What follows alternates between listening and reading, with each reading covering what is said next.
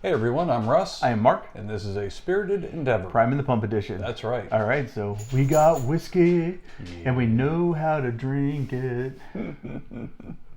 All right, so this is a really fun one that that Balcones put out. Yeah, and this one kind of took me by surprise. I didn't even know they'd done this, so this is awesome. Yeah, for sure. This is a ZZ Top commemorative or bottle, something along those lines. They call this the Tres Hombres. Nice. And that's because it is a 3-grain whiskey. That's cool. So bourbon, it's not a bourbon. Actually, they call it a Texas whiskey, and it is made with corn, barley, and rye. So my guess is the percentage of corn must not be 50%. It might not be. Oh. Yeah, so I'll be interesting to see kind of where the influences lie with this one. Yeah, I'm curious about that too, how they staggered the mash bill. Yeah, for sure. Now it's a 50% ABV, so Nice. it's not a slouch in any regard, and I'm just really anxious to get into this one. Me too. I mean, I'm a big fan of theirs, and judging based on the color, looks like, it's spent a little time in the barrel down in Texas. For sure. All right, well, let's get into it. Now, this one's been aged, I think, at least 4 years. So if it's been aged 4 years, and they're calling it a whiskey as opposed to a bourbon, I would say it's got to be the mash bill that did that for them. Yeah. Would be my guess. Let's see here. Let's see if there's anything on the bottle. I don't think it gives us an age statement. It just says whiskey. It just says, whiskey. All right, and we know that was bottled in Cinco de Mayo. Hey. So May 5th, 2020, or 2022. All right, so.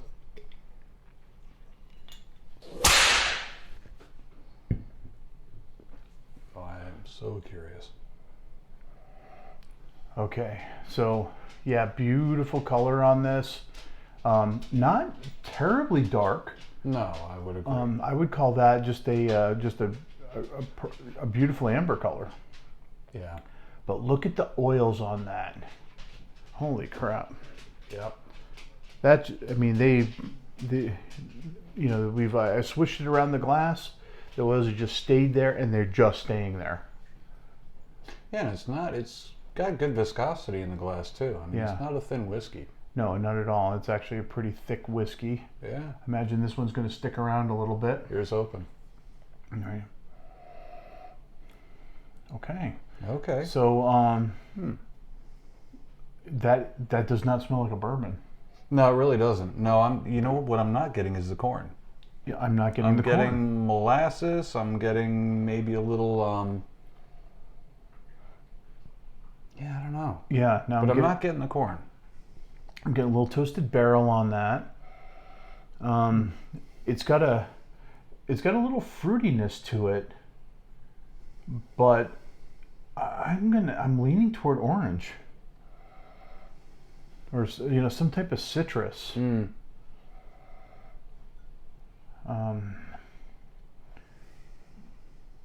there's a little, and I can get the rye influence in there too, because it's got just a hint of an herbal note. I mean, just around the edge. Yep. Wow. Interesting. That is really interesting. Another one, I don't think I've ever smelled anything quite like it. Yeah, that's very unique. All right. Shall we? Let us. Cheers. Oh, wow. That is all over the place. It really is. So, I mean, I do get a little bit of the corn on that. Oh, wow. I can get things from each grain in that. So I'm getting a little bit of the caramel from the corn.